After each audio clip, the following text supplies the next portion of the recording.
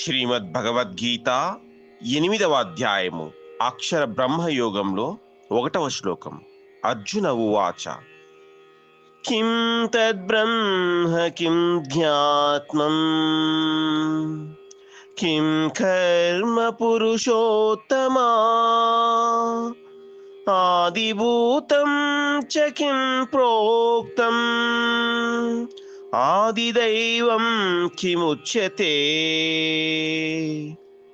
అర్జునుడు పలికెను, ఓ పురుషోత్తమ, బ్రహ్మ అనగానేమి, ఆధ్యాత్మము అనగానేమి, కర్మ అనగానేమి, ఆదిభూతము అని దేనికి పేరు, ఆది దైవము అని దేనిని అందురు అని అడుగుతా ఉన్నాడు అర్జునుడు.